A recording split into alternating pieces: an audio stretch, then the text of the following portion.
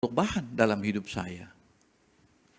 Apa memang Tuhan menciptakan saya seperti ini? Nah, di tengah-tengah kebingungan ini kita ditolong oleh bacaan firman Tuhan tadi. Yang intinya mau mengajak kita untuk melihat perjalanan hidup kita. Perjalanan hidup kita. Karena apa? Kalau kita dalam keadaan tekanan seperti ini, kita mulai bertanya, di sisa kehidupan saya ini masih ada nggak harapan? Gitu. Makanya kita mulai dengan dari harapan. Karena orang semua begitu, berharap-harap. Kalau dia bekerja, atau dia sedang berdoa, atau dia sedang bergumul tentang kehidupannya, itu adalah satu usaha untuk menjawab bagaimana kehidupan saya nanti. Kalau saya tidak bekerja sekarang ini, bagaimana nanti? Nah, oleh karena itu saudara sekalian, perlu kita melihat karena yang disebut dengan umat pilihan Tuhan, bangsa Israel ini, mereka katakanlah dituntun oleh Tuhan setiap saat. Toh Tuhan izinkan mereka itu untuk digiring ke tempat yang sebenarnya bukan tempat mereka. Digiring ke sana, dibuang ke Asyur dan dibuang ke Babilonia. Nah, kita bisa bayangkan nggak kita berada di tempat yang tidak kita inginkan. Kita ada di tempat yang kita tidak suka. Di tempat di mana kita bertanya seharusnya saya bukan di sini. Atau bukan soal tempatnya, kita harus bertanya begini. Kita didorong untuk bertanya begini. Seharusnya hidup saya bukan seperti ini. Seharusnya seperti yang orang lain itu. Lihat mereka itu bahagia. Padahal orang yang kita anggap itu bahagia, dia juga punya pergumulan. Enaknya jadi kayak dia gitu ya. Bisa ada di Bandung, bisa kuliah, bisa ada di Saint Paul, bisa dekat dengan Pak Yopi, dengan Ibu Hertina. Nah, ini adalah satu pergumulan kita sebetulnya semuanya, saudara sekalian. Oleh karena itu, Nabi Sakaria telah melihat ke depan bahwa ini adalah bukan cuma persoalan bangsa Israel. Ini adalah persoalan umat manusia.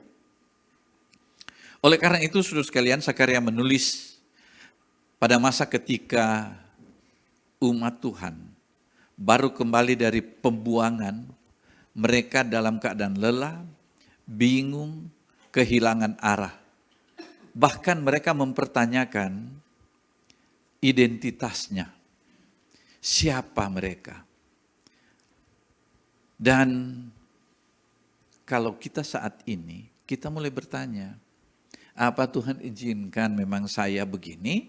Yang kedua, apakah saya memang diizinkan oleh Tuhan ada di gereja Anglikan? Apakah saya memang diizinkan oleh Tuhan berada di STT Saint Paul Bandung?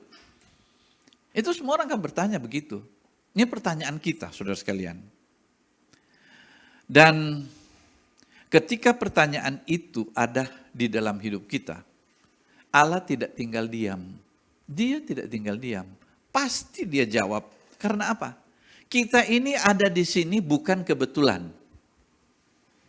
Pak Johan pakai dasi, ganteng kelihatannya, itu tidak kebetulan. Kemudian kita diberi tugas, Ibu Natalina sebagai sekretaris gereja, Pak Tumpal sebagai warden. Itu tidak kebetulan. Tidak ada yang kebetulan.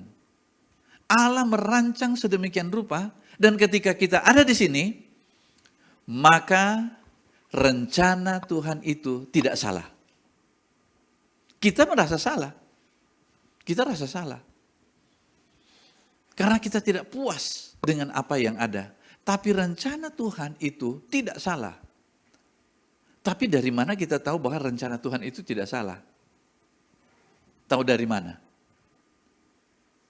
Ada yang bisa jawab dari mahasiswa? Kita tahu dari mana bahwa rencana Tuhan itu tidak salah. Sebenarnya yang bisa menjawab itu ketika kita berjalan ke kota Bandung. Lihatlah jembatan yang terkenal itu di jembatan apa itu? Nah, lihatlah orang yang ada di bawah jembatan. Suami istri bercengkerama, anak-anaknya lari ke sana kemari. Lalu seminggu datang lagi, lihat lagi. Kok dari kemarin bajunya tidak diganti-ganti? Mandinya di mana? Makannya apa? Ke situ baru Anda lihat. Saya masih bersyukur dengan saya ini. Ada di sini. Atau yang paling gampang, kita pergi ke sana, ke Pandu. Sudah pernah ke Pandu? Amanda sudah pernah ke Pandu? Belum ya? Nah. Boleh juga ke sana lihat, itu kuburan gitu. Ya. Ketika Anda di kuburan itu, Anda kemudian membaca beberapa nama di situ ya. Ada di situ, wah ada namanya marganya Simarangkir. Begitu Pak Tumpal lihat, tapi bukan Tumpal Simarangkir kan. Saya masih sehat, masih kuat. Dan ketika Anda ke situ, Anda katakan, syukur Tuhan masih memberikan nafas kehidupan kepada saya. Baru di situ kita tahu, oh rencana Tuhan itu begitu baik. Tapi kalau misalnya suatu waktu Anda menemukan nasib yang sama dengan mereka yang ada di sana, kira-kira jawaban Anda apa?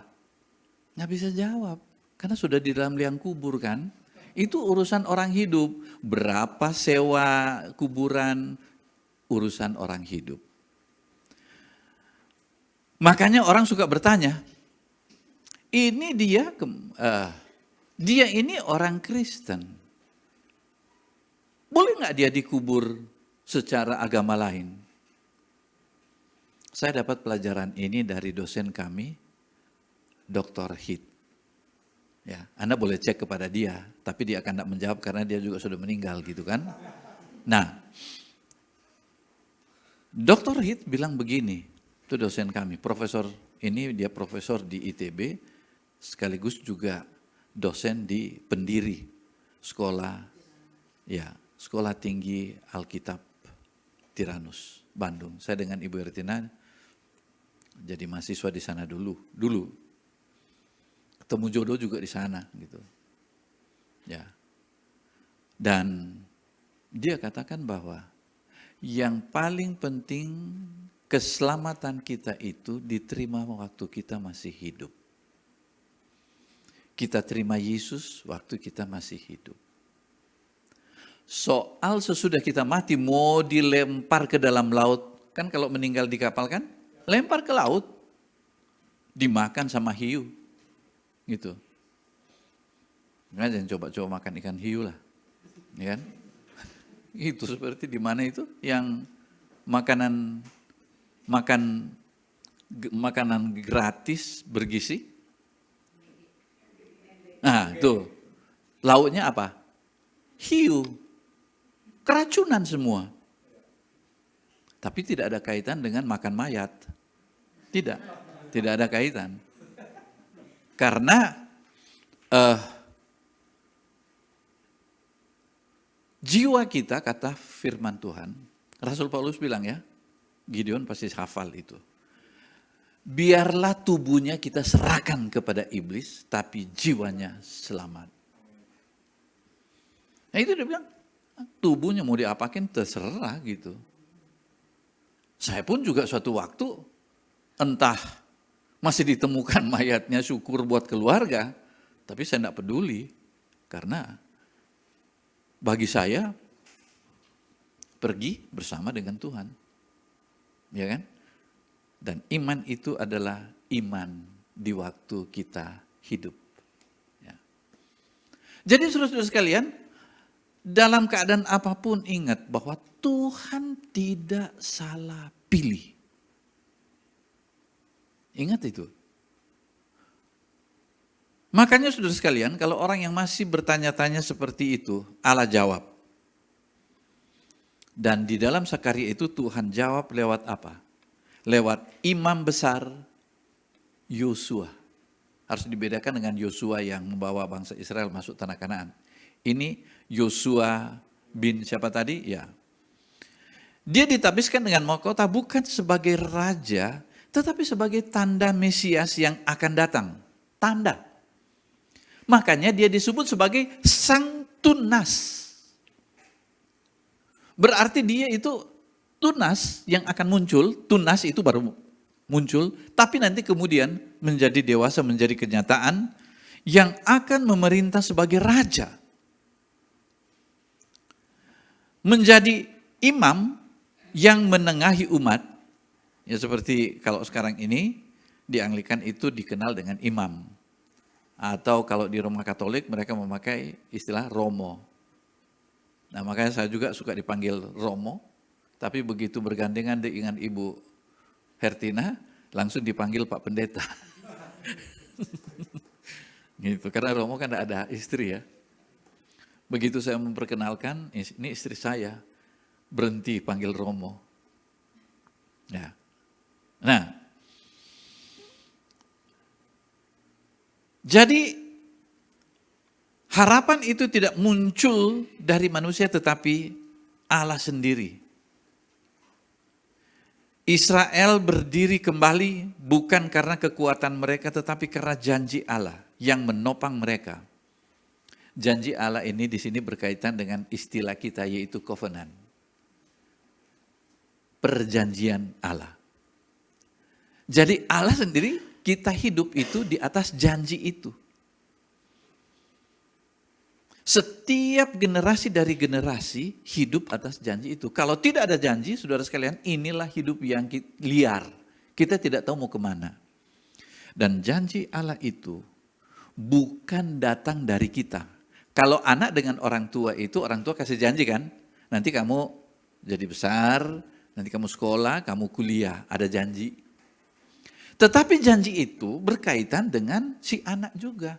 Kalau kamu anak manis, rajin, belajar, saya belikan mobil, atau sekolah. Itu terwujud karena ada kerjasama antara si bapak, si ayah, si orang tua dengan anak. Kalau janji Allah itu makanya disebut covenant, itu karena apa? Allah sendiri yang berjanji satu pihak. Tidak bergantung kepada kita. Dia tidak bergantung kepada kita. Begitu dia pilih, dia katakan, aku akan membuat engkau menjadi bangsa yang besar. Dia pergi ke surga untuk menyediakan tempat bagimu. Kemudian dia katakan, kamu adalah warga negara kerajaan di mana ketika saya datang kedua kali, saya menjadi raja, kamu ikut memerintah bersama dengan saya. Itu janji, itu covenant. Bukan agreement. Kalau agreement ya tergantung persetujuan. You berdosa, batal keselamatan. You taat, you selamat. Dalam kekristenan tidak ada seperti itu. Yakub pembohong, Esau anak manis. Yang dipilih oleh Tuhan siapa? Yakub si pembohong itu. Dia tidak bergantung sama perbuatan kita. Kalau begitu kenapa? Allah memilih kita bukan atas dasar kita baik atau tidak baik. Dia pilih kita karena apa? Aku mau engkau. Mau-maunya Tuhan. Itu yang disebut dengan kedaulatan Allah. Allah berdaulat. Kita tidak boleh atur dia. Jangan coba atur Tuhan dengan doa kita. Tapi kenapa kita berdoa? Dia suruh kita memohon. Artinya apa? Hubungan kita dengan Tuhan. Mau didengar nggak didengar, kita berbicara seperti seorang anak berbicara kepada bapaknya. Kedekatan kita dengan Tuhan. Jangan Anda bilang, kok saya berdoa tiap hari tidak didengar-dengar. Gitu. Sudah doa puasa kok jodohnya nggak datang-datang. Usia semakin boros. Jodoh mana Tuhan? Tidak boleh paksa Tuhan dengan cara seperti itu. Doa jangan dipakai sebagai alat untuk mengendalikan Tuhan. Tidak bisa. Doa itu hubungan kita dengan Dia. Kalau begitu di mana kita bisa berdoa? Di kamar juga bisa, ya kan? Di mobil bisa. Itu yang disebut dengan hubungan pribadi antara kita dengan Tuhan. Tapi itu tidak cukup. Ingat, itu tidak cukup. Tuhan memilih bukan cuma Musa secara pribadi. Tuhan memilih bangsa pilihannya. Bangsa itu bukan satu orang. Banyak orang. Nah kita juga begitu. Anda terima Yesus, Anda selamat. Tapi tidak hanya sampai di situ. Anda harus masuk ke dalam tubuh Kristus. Betul? Anda masuk dalam tubuh Kristus. Tubuh Kristus itu apa? Tubuh Kristus itu apa? Gereja. Anda masuk ke dalam tubuh Kristus. Tubuh Kristus itu apa? Gereja.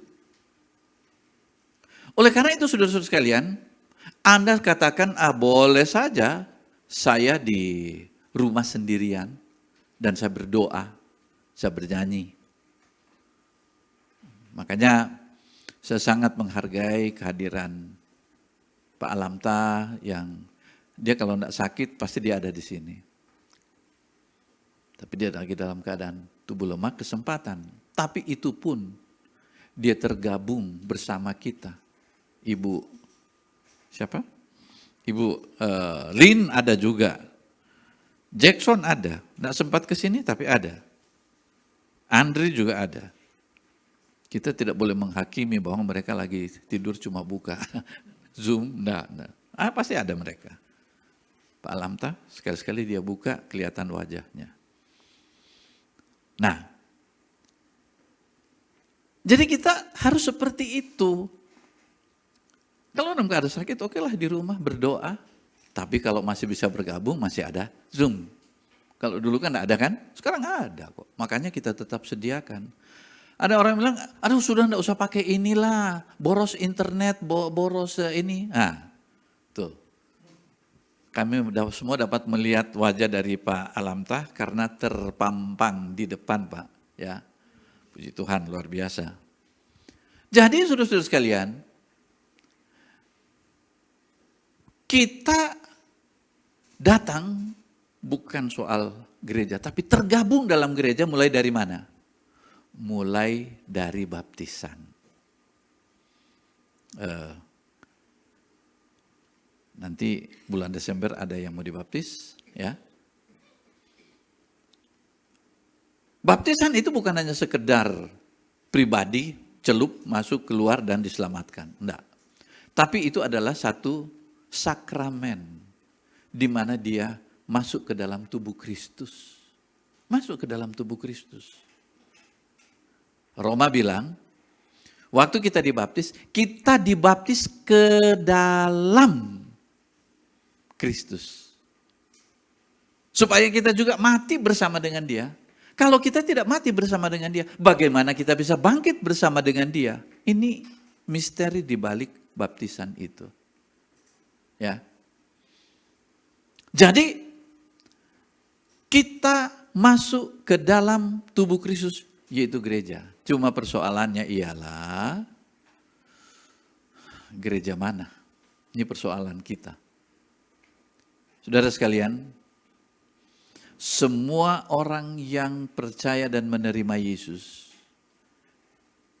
dibaptis ke dalam tubuh Kristus, dia memperoleh warga negara kerajaan surga. Tapi sekali lagi, di dunia ini kan ada banyak sekali organisasi gereja kan. Ada gereja yang didirikan oleh seseorang yang tidak puas dengan gereja. Ada gereja yang didirikan oleh karena salah tafsir. Banyak. Tercatat saudara sekalian di dunia ini ada sekitar 40.000 denominasi. Tapi saya tidak mau membenarkan beberapa gereja yang berasal dari Yerusalem. Gereja Ortodoks, termasuk Roma, termasuk Anglikan, itu merupakan perpanjangan tangan dari gereja yang ada di Yerusalem. Yesus kemudian mengutus mereka datang ke Mesir jadi Koptik. Nah, itu Ortodoks Mesir. Ya, biasanya mereka suka pakai nama. Koptik itu artinya apa? Mesir. Kemudian ada yang ke Inggris. Anglikan itu artinya apa? Ya, Inggris. Jadi bukan karena kita pro Inggris lalu kemudian, bukan.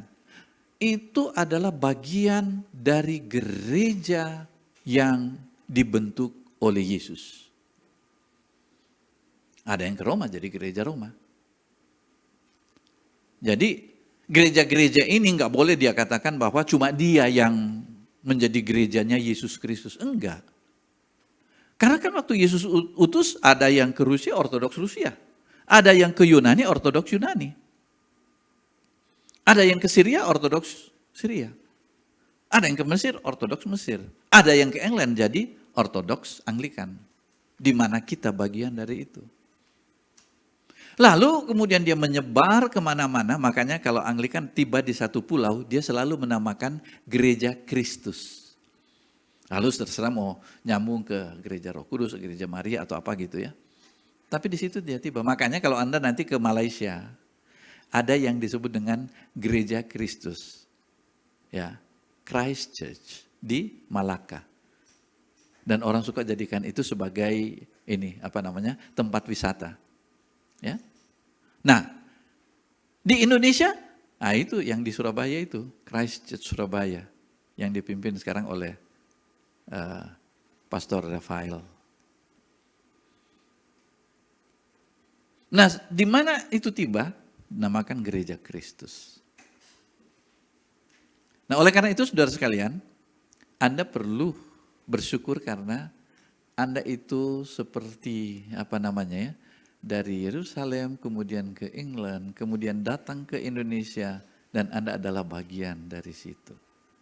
Ya, saya tidak akan katakan bahwa kita yang paling benar, sebab ada juga gereja Syria kan. Dan rata-rata mereka itu tetap mempertahankan apa? Mereka tetap mempertahankan apa yang disebut dengan warisan gereja mula-mula. Membosankan memang. Pakai liturgi begini membosankan saudara sekalian.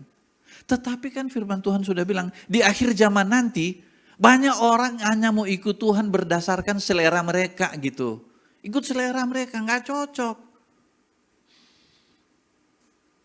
Ingat, sampai saat ini saudara sekalian kalau Anda tahu, gereja Koptik itu dari 20 juta, saya ketemu dengan abunannya. Abunannya itu adalah semacam priestnya. Seperti saya lah gitu. Tanya, dia bilang kami dulu sekitar 25 juta, sekarang tinggal 2,5 juta. Turun oleh karena persekusi. Penganiayaan.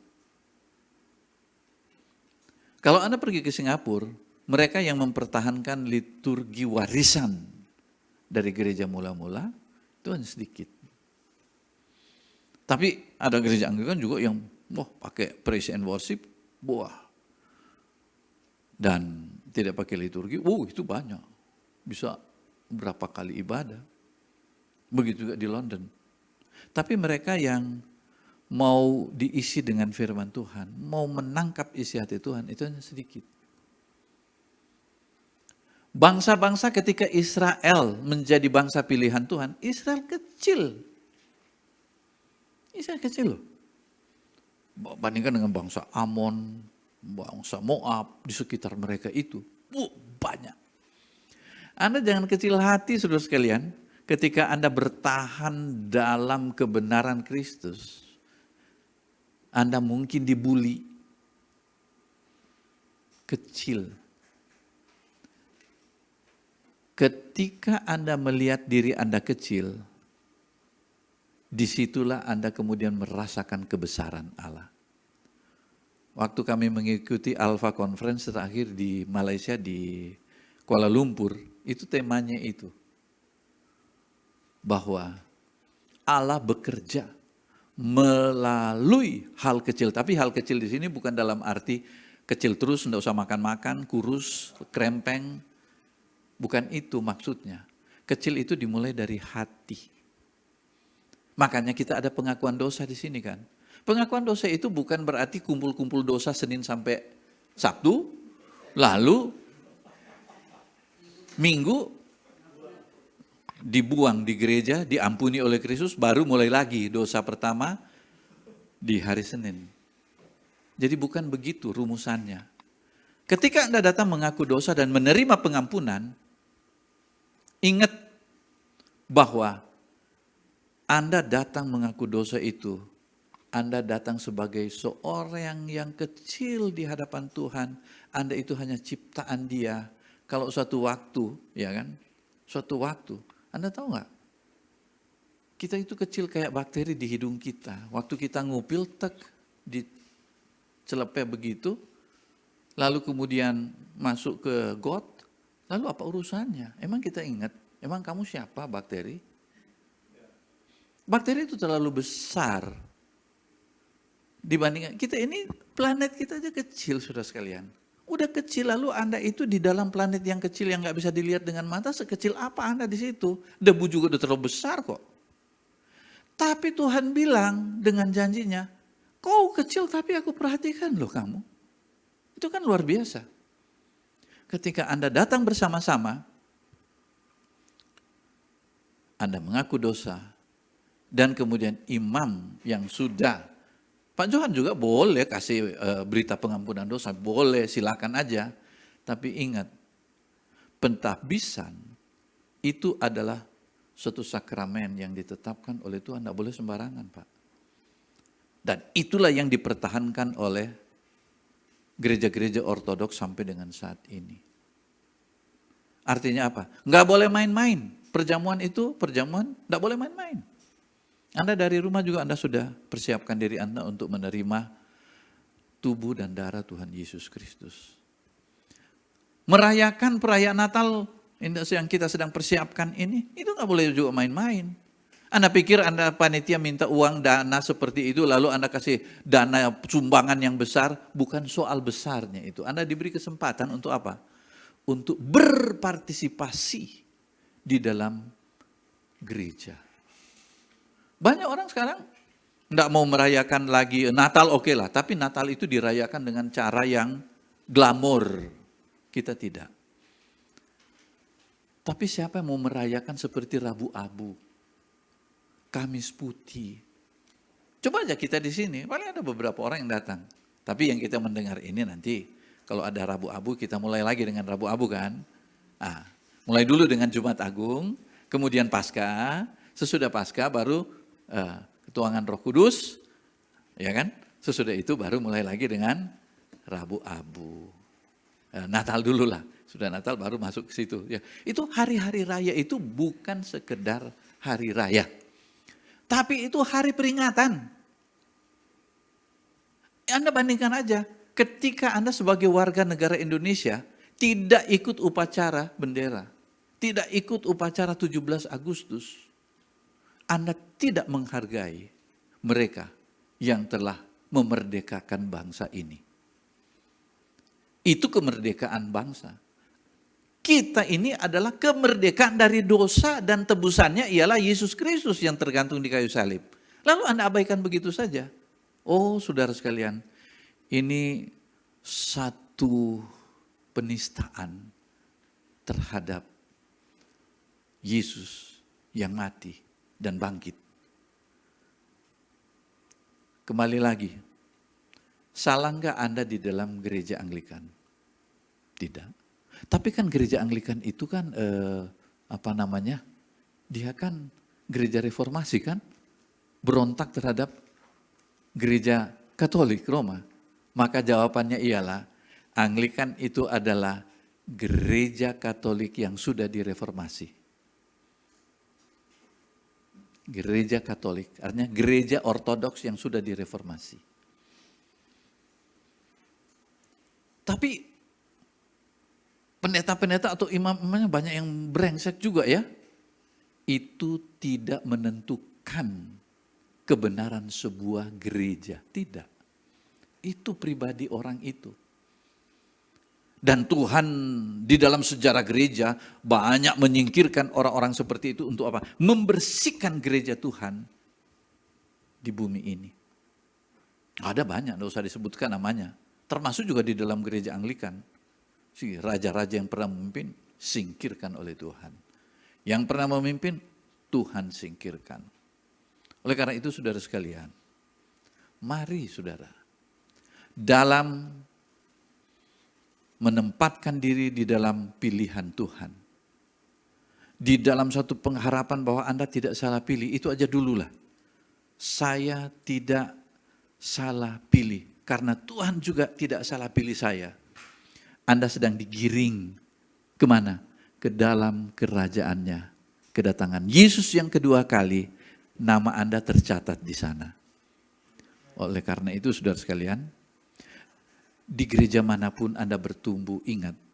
Pertama, apakah firman Tuhan, Alkitab, disampaikan di sana enggak secara utuh? Atau dia cuma pilih-pilih ayat karena mau kumpul dana, pilihlah yang berpuluhan yang kira-kira memotivasi orang supaya kasih dana. Jangan. Anda perhatikan enggak? Bacaan Alkitab kita ikut lectionary. Artinya apa? Kita tidak pilih-pilih bacaan Alkitab. Kalau itu harus membaca seperti sekarang ini Sakaria dan Wahyu, itu yang kita renungkan bersama. Itu juga pendeta juga atau imam juga enggak asal ambil kok. Nah, itu saudara sekalian, lectionary itu sangat penting untuk dibaca. Makanya ditaruh di warta jemaat itu. Tiap hari baca itu saudara sekalian. Maka Anda itu akan mengikuti perjalanan bersama dengan Tuhan. Kadang-kadang kita nggak ngerti nggak apa-apa. Anda baca aja. Roh Kudus akan memberi pengertian kepada Anda. Saya dalam pengalaman baca Alkitab, ada banyak yang saya lupa. Tapi suatu saat ketika dalam keadaan saya tertekan, Roh Kudus ingatkan ayat itu. Begitu kan Pak Tumpal ya? Dia ingatkan kita itu. Baca Alkitab. Dan kemudian, apakah di gereja itu Yesus itu diberitakan? Dan yang berikut, apakah gereja itu menjalankan pemuritan? Gereja Saint Paul bersyukur saudara sekalian karena dia punya STT, namanya juga Saint Paul, di mana motonya apa?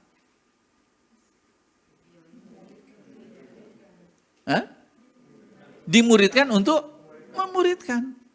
Tapi kok mahasiswanya kelihatannya mau dibilang murid Kristus kok miring-miring semua gitu. Bagaimana Pak Johan menjawabnya? Gampang. Yang sudah dimuridkan aja masih miring-miring, apalagi yang tidak dimuridkan sama sekali. Itu tunggang langgang dia. Tidak tahu mau kemana dia. Ya kan? Ya bersyukur. Ada di sini, ada dosen-dosen, ada di sana juga. Ada mahasiswa, ada tendik, ada Bella, ada siapa tendik di sini? Oh, cuma Bella satu-satunya. Oh, ada di belakang, Kristi. Gitu. Itu bagian dari rencana Tuhan loh. Ada mahasiswa. Anda bangga loh jadi mahasiswa STT Saint Paul. Karena apa? Di sana Anda mendapatkan, dimuridkan. Ya. Masa dimuridkan sudah STH kok salah-salah mimpin? Kita gampang jawab. Yang sudah tamat aja masih salah-salah, apalagi yang enggak pernah kuliah di situ. Itu kan perwujudan kita. Kan di situ ada ditulis, kita punya pemuritan itu jalan. Jalannya di sana. Jalannya di gereja dalam bentuk alfa, ya kan? Dalam bentuk the marriage course. Itu semua gitu. Nah makanya saudara sekalian, imam itu gembalanya itu tidak terus-menerus dia khotbah. Gantian dengan mereka yang Tuhan izinkan. Baiklah saudara-saudara sekalian, kita berdoa supaya kita semakin dipakai oleh Tuhan, yaitu terakhir saya mau katakan, pertanyaan di mana saya harus berakar dan bertumbuh itu yang paling penting. Firman Tuhan hari ini menjawab, berakar pada Kristus, tubuh Kristus ingat ya, melalui gereja yang menuntunmu dari harapan menuju pada penggenapan. Gereja yang teguh dalam firman, betul? Jujur dalam tradisi, memegang tradisi itu liturginya nggak ada di Alkitab. Itu adalah tradisi dari para murid dan gereja mula-mula. Dan hidup dalam karakter Kristus. Kita berdoa. Tuhan Yesus, terima kasih karena kami dipilih oleh Tuhan dan dimasukkan dalam rencana-Mu. Apapun yang kami hadapi saat ini Tuhan, entah kesulitan, kesehatan, dan masih banyak kebingungan dalam hidup kami, tapi kami percaya kami tidak sendiri. Tangan Tuhan bersama kami yang menuntun kami kepada penggenapan janji-Mu, yaitu Engkau akan bersama dengan kami, menyertai kami, masuk dalam kerajaan kekal yang Tuhan rencanakan bagi kami, yaitu surga yang mulia, yang menjadi pengharapan kami saat ini. Dalam nama Yesus, Tuhan, Raja dan Juru Selamat kami telah berdoa. Amin.